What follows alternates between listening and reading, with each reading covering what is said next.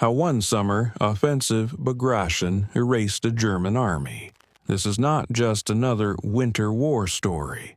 In the next 20 minutes, you'll meet three forces that nearly cracked the Allied partnership in two fog, fuel, and pride. You'll follow a young American radio operator, Eli Hart, as he hears a battlefield go quiet before it explodes. You'll shadow Joachim Peiper's whitewashed Panthers as they sprint toward a vanishing future. And you'll watch a British liaison, Margaret Hale, navigate the thin membrane between cooperation and collapse. You'll step into Bastogne's freezing wards, feel Elsenborn Ridge turn into a sentence. You shall not, and hear how Malmedy stains everything that follows. You'll see why Patton's Snap North matters, why a single press conference by Field Marshal Montgomery can bruise an alliance, and how sunlight frees the sky just as old grievances unfreeze beneath it.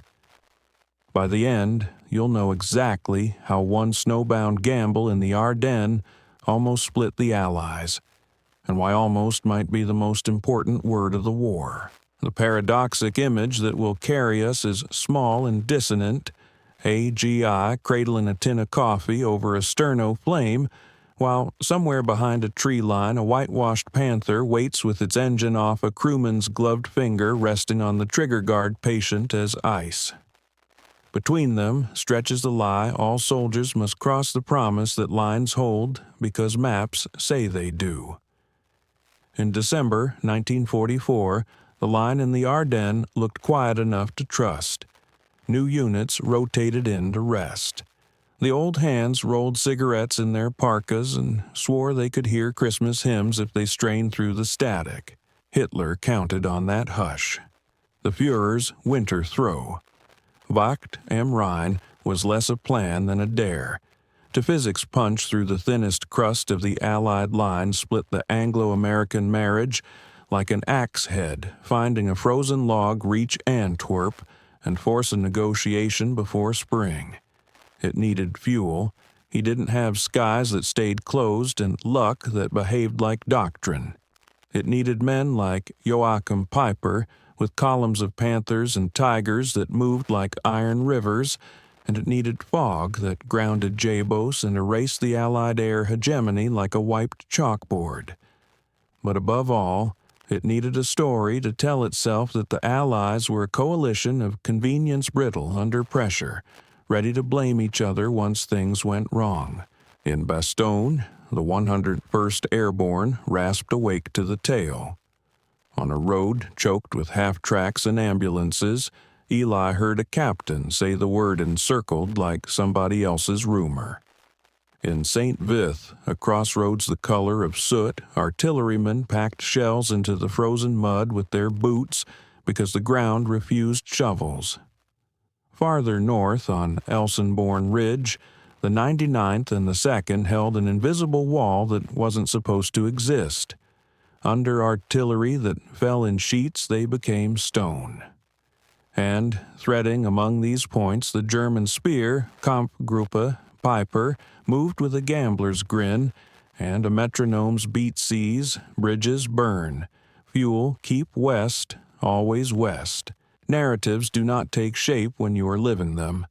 They spatter. Eli's notebook from those days is a small museum of fragments. Sound like freight cars and mist bulldozer pushing snowblade glittering Garand ping, swallowed by fog. Church bells stuck on a single cracked note, somebody's boots frozen to the tent floor. He wrote about a sergeant marking Bastogne on a sign with the stub of a pencil, and then crossing it out because no one knew if the town still belonged to anyone. He wrote about the sound of a tiger turret grinding slow obscene, like a door the size of a house, and about the way men learned to drink air through their teeth to keep it warm on the way in. The other lie in the backstory was gentler and more dangerous, that the bond between Britain and American was a thing of speeches and handshakes and shared victory parades, not a garment sewn from threads of argument, pride, and memory. In a small caravan somewhere behind the northern shoulder of the breakthrough, a British liaison officer named Margaret Hale cleaned her spectacles with the corner of a map and realized that headings on the grease pencil overlay 8 Corps, 7 Corps. 1st U.S. Army could tilt without anyone touching the map at all. She believed in strategy the way a pianist believes in scales. She also knew that coalitions breathe through their resentments. Britain bled early and long. America bled late and heavy. Each remembered what the other forgot. The German gamble moved in white and soot. Whitewash slathered on armor with brushes that froze between dips. Soot from burned fuel farms from barns used as billets from a cafe where a gold-lettered sign swung on its hinge above shattered glass. Peiper's men reached the Amblève, found the bridge at Stavelot alive, and raced across on tracks that squealed on frost. They left behind a rumor that hardened into a wound Malmedy, where prisoners lay in white fields under a sky that weighed nothing and everything. The story of the offensive would never separate itself from that stain. Eli didn't know it yet, but the men who survived would carry 2 winters, one made of weather, one of rage. And still, under all of it, logistics whispered. Gasoline became a calendar. The German columns carried their future in jerrycans strapped like ribs to their hulls. Every wrong turn iced the arteries. Every fire lit to warm hands melted hours into the ground. Every decision would soon feel like a coin flipped into snow. On the second night, the snow turned to diamond dust under a moon so thin it looked scratched into the black. Eli pressed his ear to the cold radio chassis and thought he heard the war leaning west. He did not think about Antwerp. He thought about a bridge he could not see, a road that felt more like a string being pulled taut between unseen hands, and the sense that somewhere a choice had been made that would break something that wasn't a line on a map. A winter wager had been placed, and its payoff, if it came, would not just be ground gained or lost, but the idea of an alliance the way 2 nations looked at each other across a table after the guns fell quiet. Before dawn, Peiper's column heard the Ardennes breathe. Frost snapped off spruce needles, tinkling like glass. The men wore scarves scavenged from Belgian drawers, their breath pluming through balaclavas black against white. In the command half-track, a map lay open like a wound. Rivers ran like veins, bridges like sutures. The plan was simple. The way mountains are simple, find the thin places. Take them with speed. Ignore the world's complaints. Westward always. Simple collapses quickly. Stavelot was a hinge. Hold it, and the road network stayed a door you could push. Lose it, and the door jammed and momentum became a statue. At Trois Ponts, engineers blew bridges into ice-toothed mouths. At La Glaise, Panthers idled in dooryards like prehistoric cattle. Every village was a bell rung with high explosive. Its tone carried down the road, telling other bells what shape they'd be when the day was done. For Eli, the war narrowed to a dozen voices on a net that might stop at any second. Batteries went dead like men do suddenly, without ceremony. He copied coordinates with a pencil that had to be warmed in his armpit between messages, then pushed them up to guns whose crews had forgotten how to feel their fingers. When the shells came down, they made new maps. And under those fallen maps, the 101st did a quiet arithmetic: how many rounds per man, how many bandages left in a crate that smelled of burlap and iodine, how far could a truck limp on a cracked radiator in air that turned everything brittle. In St. Vith, the hinge of the southern shoulder, a different kind of courage took shape, not the flagpole kind that shows up on posters, but the geometry of delay. The 7-Corps chessboard pulled knights back, pulled pawns sideways, and made the enemy trade days for meters. Frozen ditches turned to rifle pits. Collapsed barns became battalion HQs. A corporal learned to read the sky as a supply schedule gray meant prayer, blue meant angels with propellers. The fog, for now, was a German general, and he was winning. The human weather moved too. Operation Greif sent German commandos in American uniforms to flip road signs and turn confidence into a question mark. Rumors hardened into rules, ask baseball questions at checkpoints, then state capitals, then how much a bottle of Coca-Cola costs in Kansas. A private with a crooked grin said Brooklyn Dodgers and died 2 hours later, having been right about baseball and wrong about a fork in a forest road.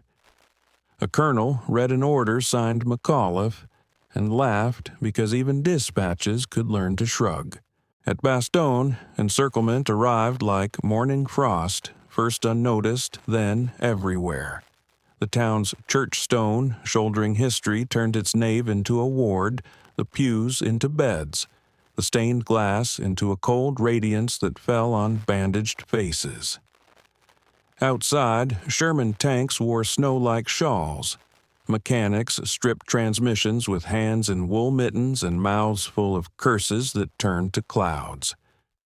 Somewhere on the edge, a bazooka team waited behind a hedgerow that cut the wind a little.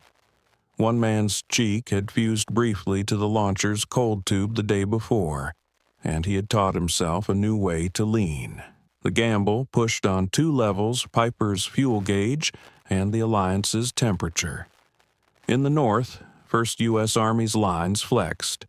In the rear, a decision whispered itself into existence, quiet and seismic.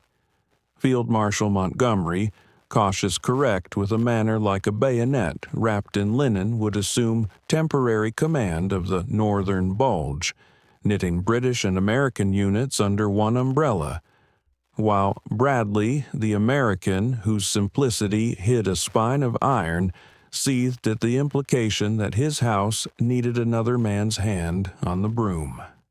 Ike, calm as a cork, in rough water, nodded because he understood optics and bridges alike. Some you cross because you must, some you burn because you mustn't. Snow magnifies rank. A major general's boots crunch like a private's. Orders fog in the same air. But pride behaves differently. Margaret watched the liaison hut grow warmer by degrees of tension. British staff officers chose adjectives with tweezers. American counterparts chose verbs with fists. Each believed the other induced the weather. Yet, on Elsenborn Ridge, the 2nd and 99th made a fact they held. The ridge was more than ground. It was a sentence written in artillery and read by every German unit that tried to pass. You shall not. Peiper reached L'Église and heard at last the clock his fuel had always been. The spearhead had outrun its arm. Behind him, the German logistics chain stumbled on its own frozen tongue. Bridges gone, roads clocked with wrecks that had turned to sculptures. A tanker in his crew wrote in a pocket diary, "We are west of our fuel, east of our orders."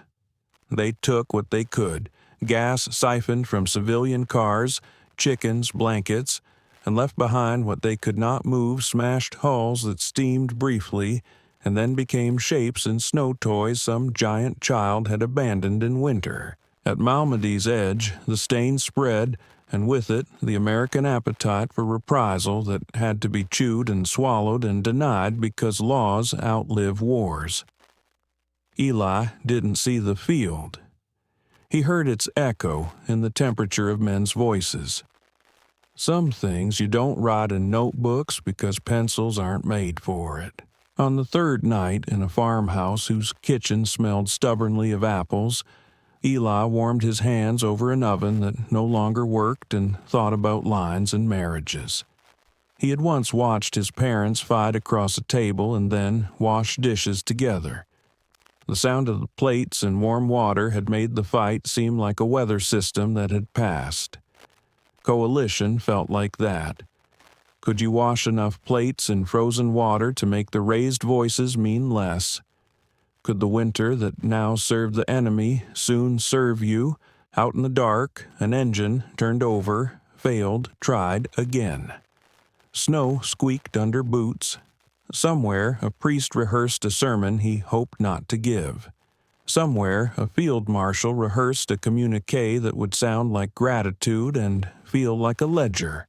Somewhere a private rehearsed saying nuts in a way that would make him laugh 10 years from now over a beer. The sky held. The fog sat on its throne of glass. The gamble, feverish and gorgeous in its audacity, had not yet met its antagonist sunlight. The morning the light returned was not cinematic. It seeped. The fog loosened its jaw. The white above thinned to a color that made every GI tilt his head like a dog hearing a whistle. Someone whistled back. By noon, the first C-47s scratched contrails under a pale sun, and Bastogne looked up as if a roof had been replaced on a house mid-rain. Parachutes budded from the torn sky like winter flowers, khaki blossoms drifting into fields stippled with shell holes. Bandoliers, plasma, bread, cigarettes with names printed in serious fonts. A crate slammed into snow and burst, and men cheered at the sight of morphine the way they had once cheered at the sight of Paris. Then the other angels arrived, P-47 Thunderbolts humming like fat bees. They came low, thick-necked, and indifferent to romance rockets tucked like arguments under their wings. A panther in a hedgerow reached with its long .75 for a shot at a belly. The jug barked first, and the German crew had time to feel abandoned by two things at once, fuel and weather, before the tank became a black tulip in the drift. Eli, who had lived too long under the tyranny of radios, felt an almost religious conversion to the Church of Wings. The winter had served the enemy. The sun served no one. It simply revealed, and what it revealed were decisions that had been waiting. Patton's Third Army did not pivot. It snapped. Men joked that he had pre-written the order to turn north and tucked it in his boot. Two corps swung in a maneuver that looked on a map like a hinge built from speed. Trucks hammered ruts into roads that had been Sunday quiet for years. Chaplains prayed. Tank destroyers prowled like graceful wolves. The arithmetic shifted from hold and bleed to break and feed.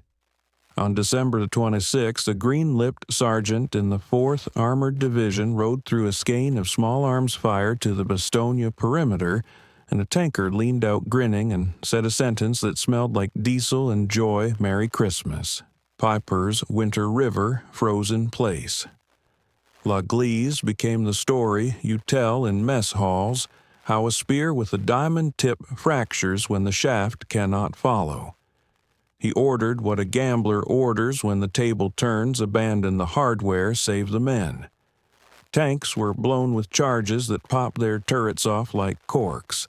The whitewash flaked like paint from a mask. Soldiers ghosted east through the woods boots, whispering over snow, leaving behind steel skeletons as offerings to the weather. The tactical Snowbound gamble had failed to cut the map. Yet something subtler had begun to fray at the coalition's edge. In the north, with command, realigned, the British shielded a wound in the Allied fabric, even as they irritated the skin around it. Everywhere, Americans died in lots of 10 and 30. Everywhere, British staff wrote orders in the English of centuries. Margaret saw in conference tents, fogged with breath, one alliance wear, two faces, the American one red with exertion and pride, the British one pale with caution and old knowledge. Both were honest. Both irritated the other. In the lull between briefings, the tea urn hissed like a shell in slow motion. Eli learned the many ways men thaw. Some with jokes, bad ones, reckless ones of blasphemy, or two tossed like coals from hand to hand in the cold. Some with silence their eyes on a photograph that had learned the new geometry of a wallet bent around a rib cage.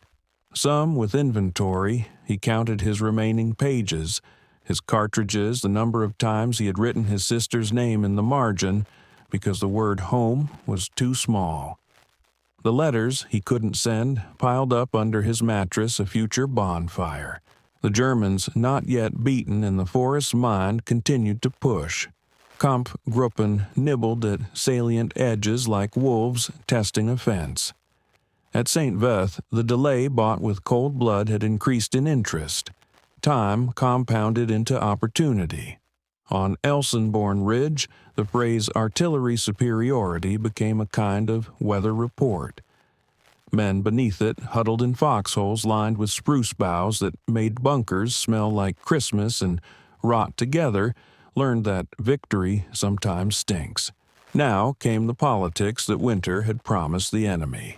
The Allied command structure, which had bent cleverly to the emergency, began to unbend with an audible creak.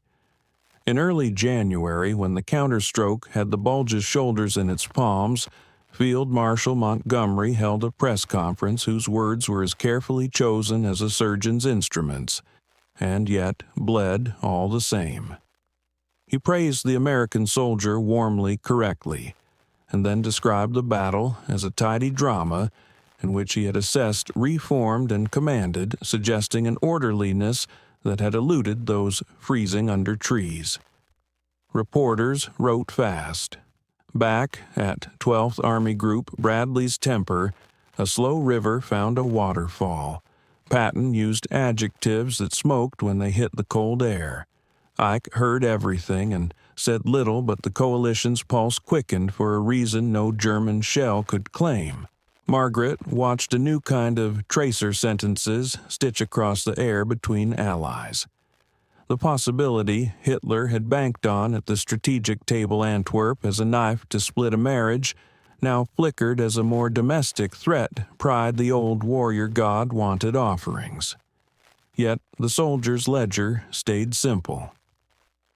On the road into Bastogne, a medic took off a glove and pressed 2 fingers to a neck and decided that his day's work had increased by 1. On a ridge, a forward observer hissed a correction into a handset and watched with satisfaction so pure it felt illegal as shells walked neatly up a slope.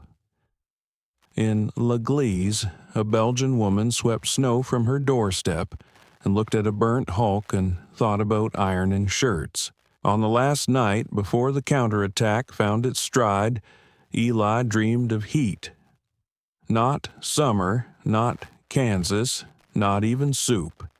He dreamed of a hand on the back of his neck that was warm and human and told him without words that the line between men who spoke with different vowels could be made of something denser than ink.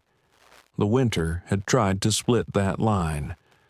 The sun, arriving like a late apology, showed that the line could be knotted. The Allied counterattack was not a cinematic sweep. It was a gnawing. Snow yielded in brown scabs to tracks and boots. Forests that had been cathedrals of quiet became pulp. Bodies surfaced from drifts with the grim patience of winter. Each regained kilometer was a drawer opened in a house after a break-in, revealing what remained and what was gone. Bastogne breathed again a breath that smelled of mud and fuel and relief so profound it made men light-headed. Eli moved with the line and discovered that victory rusts faster in winter. You sleep less, write less, think less about tomorrow, and more about your feet. He copied messages that sounded like receipts, numbers of tanks, destroyed prisoners, taken ammo, expended.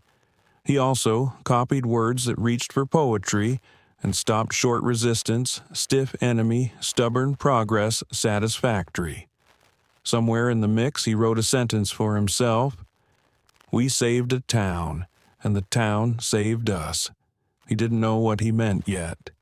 He would later, when kitchens reopened and children learned to run again without slipping on hidden ice, behind the moving front Allied headquarters digested a different winter. Monty's conference had seeded something that weather alone could not melt. The British press read it as balance restored to an anxious machine. American papers read it as a borrowed plume worn over American blood. Bradley considered resignation, then swallowed the thought like a hot coal. Patton sharpened his swear words and polished his pistols. Ike, who kept the war from capsizing by the sheer weight of his equanimity, took a deep breath, wrote letters, paid visits, and turned his genius to its highest use, reminding proud men what they loved more than themselves. The coalition did what marriages do after a winter fight: wash dishes. It took time. The German army, which had gambled winter against logistics and audacity against physics, began to pay the tab. Fuel starved. Tires cracked. Infantry skied on doors. Officers measured withdrawals in nouns that hid verbs shortening the line, stabilizing, consolidating. Peiper's name became for Allied soldiers a flavor of caution.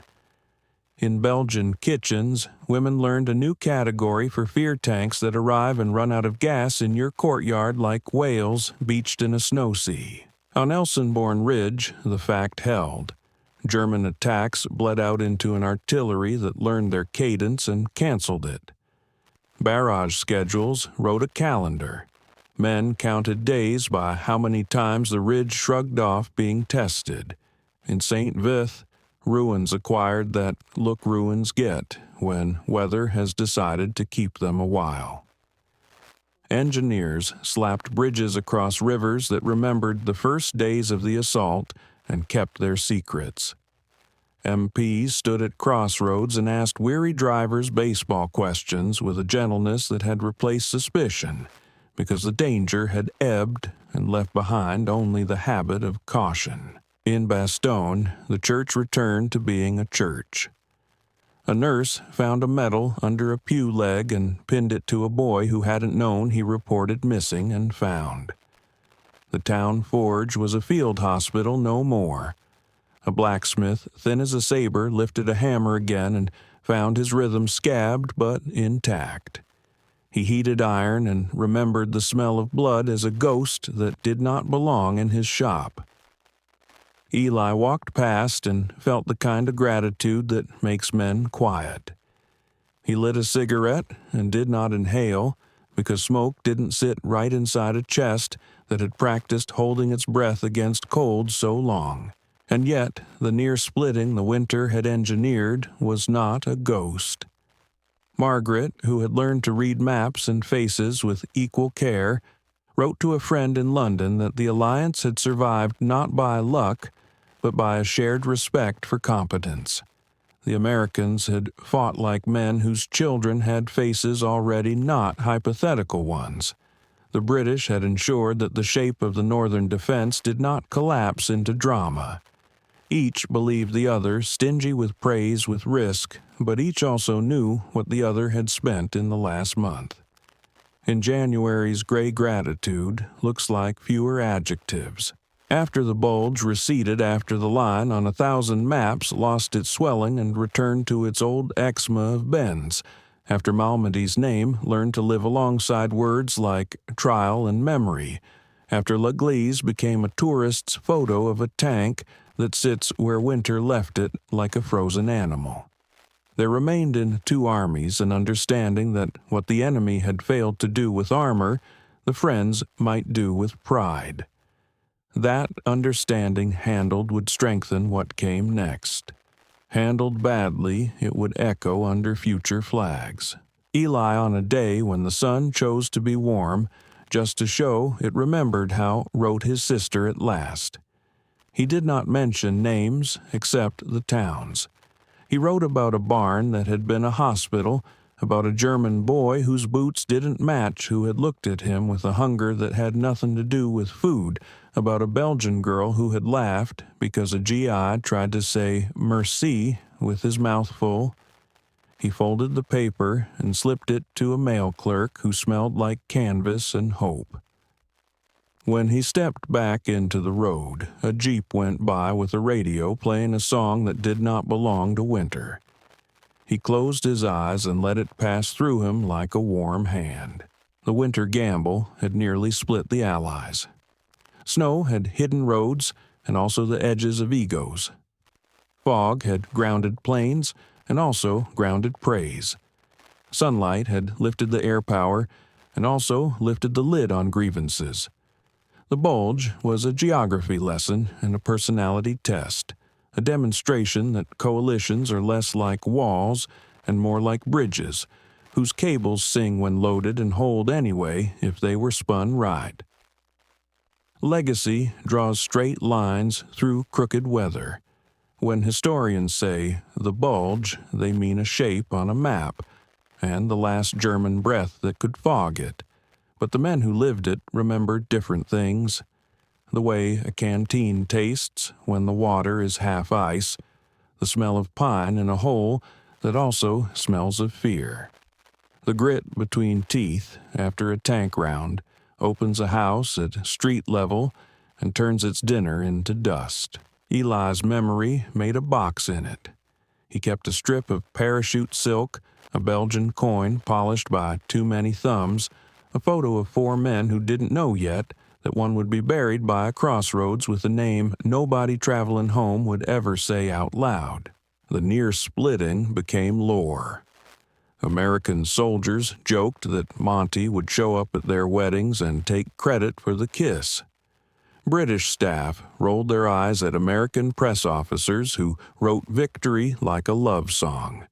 In private, the leaders, those who mattered, made the only correction that endures: they talked. Ike took Monty's sentences and matched them with visits to the units whose blood had been spent. Bradley put his resignation back in his pocket and walked the line like a farmer walking fields after hail. Patton, who could turn pride into motion like nobody else alive, made sure his profanity limped toward the enemy, not toward friends. Pride can be harnessed or ridden. Harnessed it pulls, ridden it bucks. The winter had given everyone a lesson in tack and reins. And the other side, in a dim room in a Germany that would soon lose its name for a while, a surviving tanker from Peiper's column, sat with his boots under a chair and stared at hands that had not been warm since November. He had believed in momentum, like in a god. He had also believed that the Allies were a coalition of convenience that would panic when cold bit and metal moved, and civilians told stories at night in kitchens about sudden engines outside. He learned 2 truths that winter physics and friendship. The first killed his plan. The second saved his enemy's plan. He would not have said it that way. He lit a cigarette that burned like a tiny stove and said to the man across the table, "We ran out of gas." The other man nodded and said, "They did not." Between those sentences lay a country's end. In Bastogne, decades later, a museum guard dusts a display case holding a pair of wool gloves and a note with a joke about nuts that has been told so often it has become a hymn. Children press noses to glass and see a map with arrows like rivers. Outside, a farmer drives a tractor past a field that was once a killing floor. The earth, which knows how to keep secrets when snow teaches it, grows sugar beets.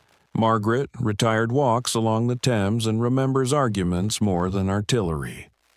She writes in a neat hand that the Alliance passed its winter exam because its members chose to be competent together rather than glorious apart. She thinks about adjectives again and smiles at her own pedantry. She throws bread to gray water and watches gulls with the same concentration she once gave to road nets. Flags, she has learned, are only as strong as the sentences their owners can say to one another after failure. Eli, older now, teaches a boy to tune a radio. He pinches the dial gently to show that frequencies are courted, not seized. He says that snow carries sound differently, and the boy laughs because that's a strange thing to say on a summer porch. He stops and corrects himself, embarrassed, and the boy shakes his head and says he likes strange facts. Later alone, Eli opens the box with the parachute silk and the Belgian coin and the photo. He touches the face of the man who didn't come home and feels with a suddenness that frightens him the steam of that first cold breath in the Ardennes back in his lungs. He steps inside and makes tea because heat is the best weapon against ghosts. What did the Snowbound gamble actually teach? That a plan drawn in warmth can work for a day in cold and then stop like a breath in a throat. That audacity without fuel is theater. That the quiet resolve of a ridge Elsenborn, winter-scarred and iron-hearted, can write a chapter that the loudest general speech cannot erase. That a town with a cracked church window and a hospital that smelled like apples can become an idea hold. And most dangerously, that a coalition will be tested at its edges not only by the enemy, but by the way its members praise themselves. Winter makes praise more brittle. Men learn to warm it before speaking. And because every story must close on an image we can carry here is one, a frozen road at dusk, ruts burning in a rose light, a single Sherman parked with its engine off its crew, sitting on the hull and passing a dented thermos. Their breath gusting in small comic halos, the metal ticking as it cools. Somewhere beyond the trees, a German column is deciding whether to move tonight or never again. Somewhere behind these men, a commander is choosing a sentence he will speak to journalists whose pens are as sharp as bayonets. The men on the hull do not know that their winter has nearly split a marriage of nations and then welded it stronger, scarred, and bright. They know only the particular joy of fingers thawing around hot metal and the stubborn pleasure of hearing an airplane overhead after days when the sky was a lid. They drink the last of the coffee stand and slide down into positions worn smooth by weeks of combat. The tank smells like oil and cordite and home in a future grammar. The snow, which has been the enemy's friend and the Allies' exam, and the stagehand that moves scenes around at will glows. A radio crackles. Eli's voice, wind-chapped and steadied by habit, names a road with a number that will mean nothing to anyone who wasn't here. The driver nods, taps the instrument panel twice for luck, and the winter having made its point, lets the engine turn. If you felt the cold, if you heard the muffled roar and the crack of thaw, if you saw pride and partnership slip and then catch each other on ice, then you know how one snowbound gamble in the Ardennes nearly split the Allies, and how Sunlight Steel and stubborn ordinary men made sure that nearly stayed where it belongs, a rim of ice on a river that keeps moving. Thanks for watching. If this story gave you a new angle on a familiar battle hit, share it with a friend who loves history, and tell me in the comments, was it the fog, the fuel, or the pride that felt most dangerous to you? Subscribe for more hidden human edges of World War II.